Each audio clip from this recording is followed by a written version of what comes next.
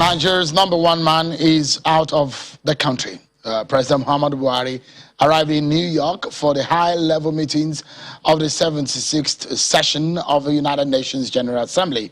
President Buhari arrived at the JF Kennedy International Airport in New York at about 4 p.m. local time. The president is accompanied on that trip by the Minister of Foreign Affairs, Jeffrey Onyema, the Governor of Ekiti State, Kaode Fayemi, the Minister of Industry, Trade and Investment, Nia Debayo.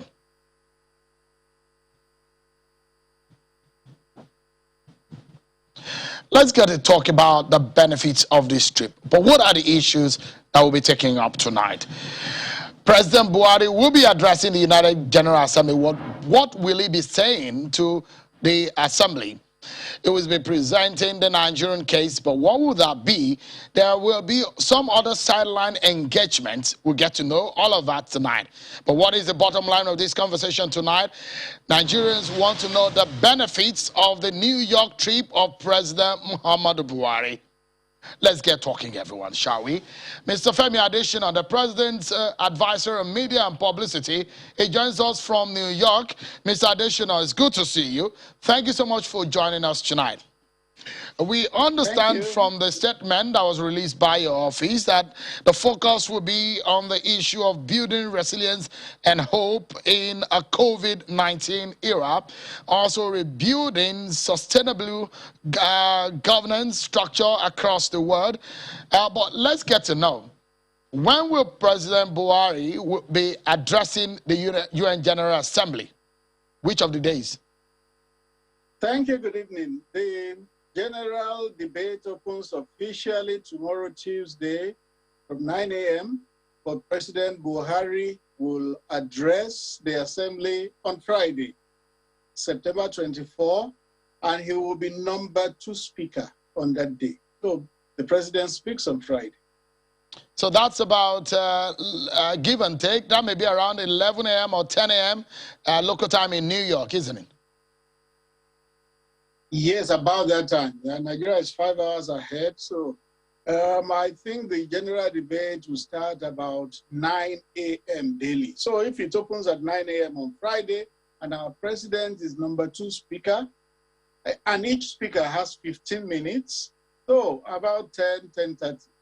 Yeah. Okay, so hopefully 11 Nigerians will be hoping to hear what the president will be saying.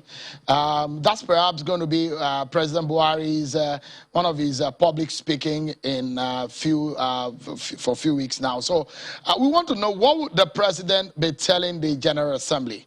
Do you have an idea of his speech just yet? Yes, I have an idea, but then you know that I can't begin to reveal all that he will say, because you don't second-guess a president. When a speech is not unveiled yet, you don't begin to talk about the key issues in that speech. But what I will say is that he will be talking about global issues. He will be talking about Nigerian issues and how they affect the globe and affect the country, and many other things. Definitely, he will talk about the Nigerian economy, which is rebounding after the effects of COVID. He will talk about security. Security is a global issue. He will talk about that. He will talk about the anti-corruption war. He will talk about assets recovery, which is dear to his heart and dear to Nigeria's heart. The Attorney General of the Federation is here. You know, he is the one who is like in the vanguard of the assets recovery issue. So the president is going to talk about many issues that are international in nature, and then some issues that are local, but which have international implications. They will all be in the speech. So because in local parlance there, they say, what is in it for us as average Nigeria? So the president is on the global stage. But the average man on the street, and some of my viewers who love to listen to politics, who want to know how the president's speech or his engagement in New York will better the monies in their pocket or the quality of the meal on their table. Can you tell us what will gladden the hearts of Nigerians today from what the president has taken to New York, and perhaps what it will be bringing back as benefit to Nigerians? Okay, thank you. This kind of outing is not buying and selling. It is not the one which at the end of the day you will say, oh, we took this commodity to the market and this is what we sold. This is the unsold. This is the gain we made. No, this is a multilateral outing in which the entire globe is here. It's a global center stage, and it's an opportunity for different countries of the world to let their voices be heard on international issues, and then also an opportunity to bring what are local issues, but with international implication. You bring them to the table and let the rest of the world hear what is happening in your country. For instance, a good number of countries have not recovered from COVID-19 recession. Nigeria has recovered. The economy recorded a GDP growth of 5.01% recently. How was it done? The president will speak about it. The world can learn from it. He will talk about security. He will talk about what Nigeria is doing about the girl child. He will talk about so many things, SDGs, strides we have taken in SDGs and all that. So it's a global center stage, and any country that is not there has missed a lot. So it's not a question of we have taken this commodity to the market, we have sold this, and this is the gain we made. That is not what this kind of outing is for. But on the other side, there are also going to be bilateral meetings. I can confirm to you that the presidents of Burundi, Portugal, the Queen of Netherlands, the president of Vietnam, president of Sri Lanka, permanent representative of the USA to the United Nations, they have all confirmed bilateral meetings with our president, which will hold between tomorrow and Friday. They will discuss initiatives of interest between their countries and Nigeria. So if you want to talk of what is the need for Nigeria, it is at that bilateral level that will come. Yeah, so when I asked that question, this is not the fourth time any Nigerian president will be attending the United Nations General Assembly meeting. And it's an opportunity to sell Nigeria as an entity to the world, for people to see the possibilities in our nation, our great Nigeria. It's an opportunity on the global stage for the president to represent us as the leader of the nation. But we also know that the president will be doing some other meetings on the sideline, and those are the places where we can get some benefits directly into the country. So what can you tell us in specific, those sidelines conversations, which of them are probably going to be commerce, trade, security related? Yes, definitely there are going to be side meetings. There will be one on power, and the Minister of State for Power is here with us. There will be one on the environment. Minister of State for Environment is here. There will be one on SDGs. The SSA to the President on SDGs is here. The one on security, the National Security Advisor is here. So there are going to be many side meetings scheduled, which have already been scheduled. And the President will be at some physically, at some others, he will be represented. And there's a lot on the table for Nigeria at those meetings. If there's one thing that any Nigerian leader will be, should be worried about, is the state of security in the country. And we do hope that when some people say, even the National Assembly are asking that we need to seek help from those who are the so-called bigger nations on how we can tackle those who have experienced a similar security situation in their history, on how we can tackle some of those problems. So the question would be, banditry is a major problem. Bedeviling the northwestern region of the country and the north central region of the country. Kidnapping is one of those issues. Will the president specifically be speaking and seeking solutions from those who care about the nation? He has always sought those solutions. It will not just be at this outing. There is no international outing that the president makes that the issue of security in Nigeria does not come up. Recently, he was in London, it came up. He was in France in June, it came up. he has some other trips ahead, security will come up. Security is always an issue because the president keeps saying that without security, there can be no development. He keeps saying that you cannot effectively manage a nation that you have not secured.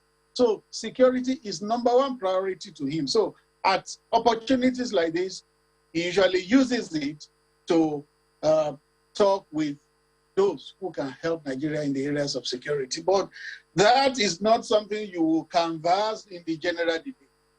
You will speak about it, you will tell the rest of the world what is happening vis-a-vis security in your country, but it is at the bilateral meetings that you come up with the nitty-gritty, and then you discuss areas in which your country can be helped. The president recently wrote an article about his fears in the aftermath of what is happening, the takeover by the Taliban in Afghanistan, and what the implications of that for the rest of the world.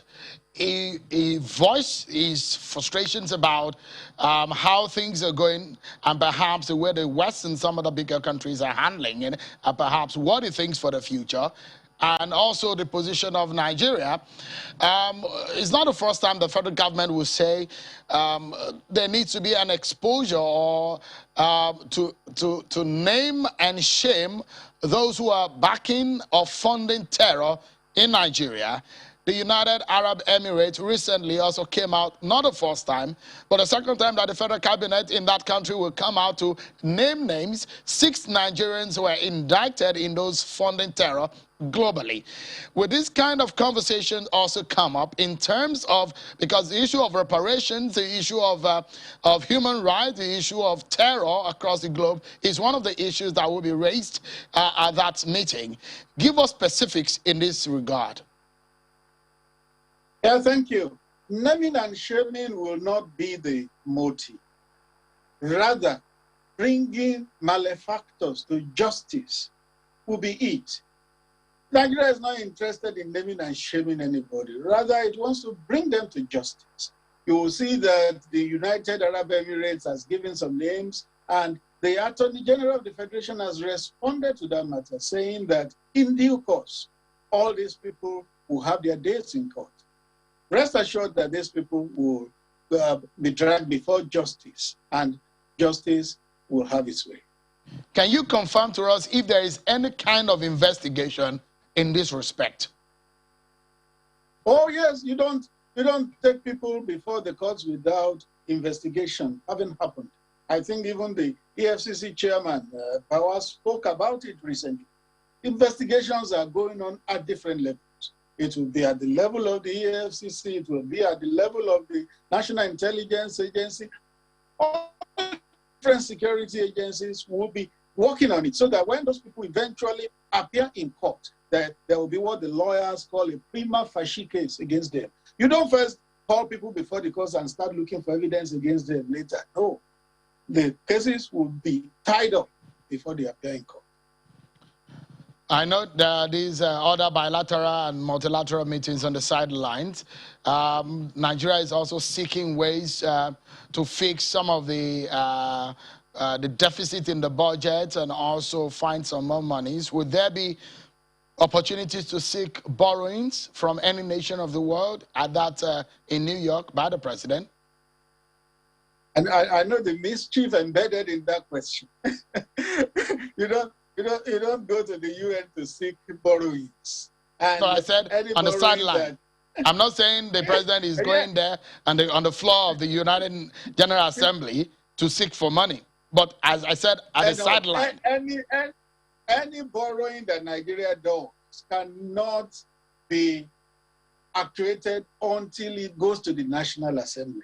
And when it goes to the National Assembly, the president will write. And the National Assembly will read that letter openly. But Mr. Adesina, you're speaking to a political journalist. I know all of this. The question I'm asking is that you are seeking for this kind of fundings first. When it's confirmed, that's when you go to the National Assembly. So the question is he hoping to have conversations around getting funds or borrowings from any nation of the world at the sideline of that meeting? That's what I'm asking. And I have told you that I know the mischief embedded in that question. And that the mischief is, oh, Nigeria is borrowing too much. He has gone and borrowing again. And that is not the issue. That is not the essence of the it's a multilateral meeting. And if he now meets with presidents in bilateral meetings, whatever comes up there will not be done through the back door. First, that bilateral meeting will be reported. And two, when action is taken on whatever they discuss, we will know through the National Assembly. That's what I'm saying. So, well, we do hope that, some will say, that whatever goes on in the darkness will come to the light. We know that sometimes all of these conversations eventually come in the public. Because what you could read is the mischief. Why not read what I've asked you in the plain language I've asked it? And so, in any case, whatever the president is seeking I guess, is going to be for the good of the Nigerian people and the nation. In the interest of the country. Okay, so either mischief or not, the question is that whether or not we'll be seeking for more fund for what we are experiencing in the nation. But has the president heard that people were complaining, or some people of the opinion that we are borrowing too much? Oh, yes. The president does not live in space. He lives among the people.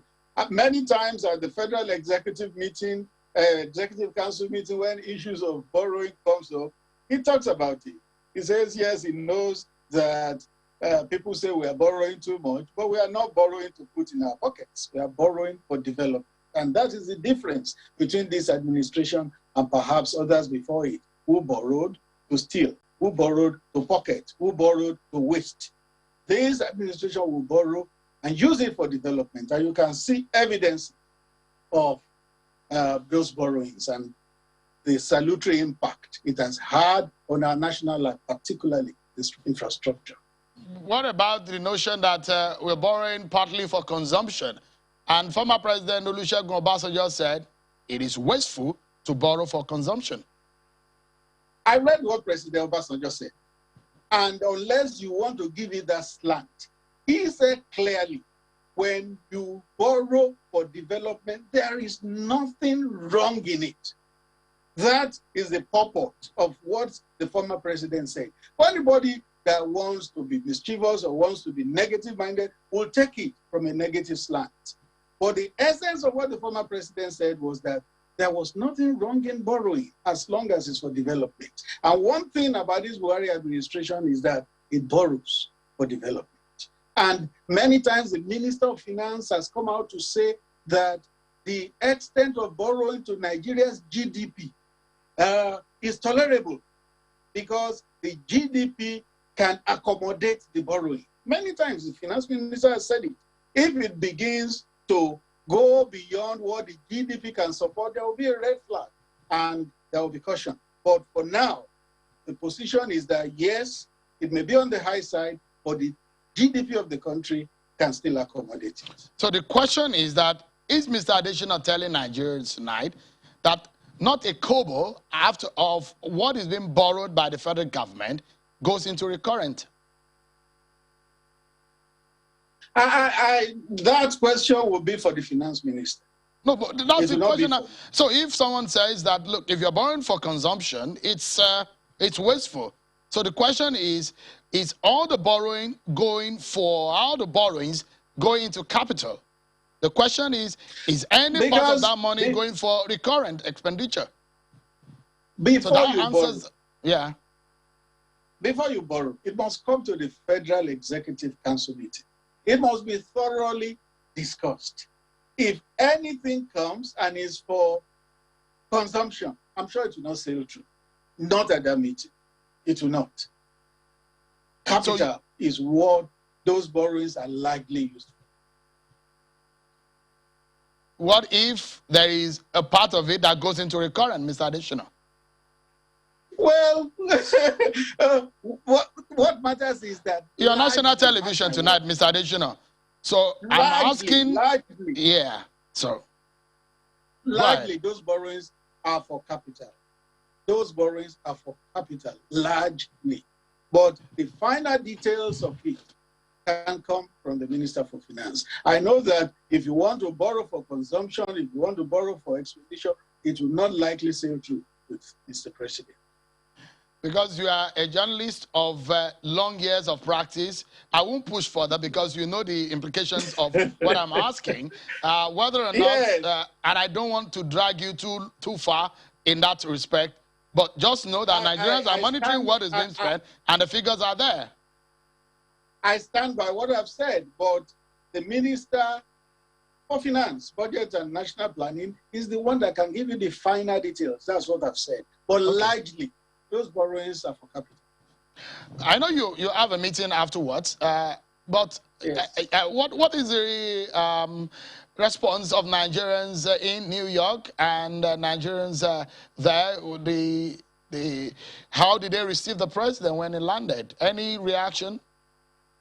Wonderful, wonderful. You should have seen something by Nigeria House today. You know, the Nigeria House is just a stone's throw from the UN headquarters. There was a crowd of Nigerians there today who were on a solidarity march for the president. I'm sure in a matter of minutes, you will get to see the pictures.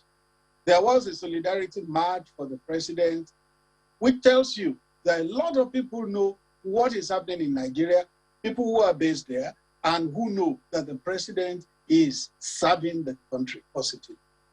Are you aware of a possible protest planned on the day the president is to give his speech?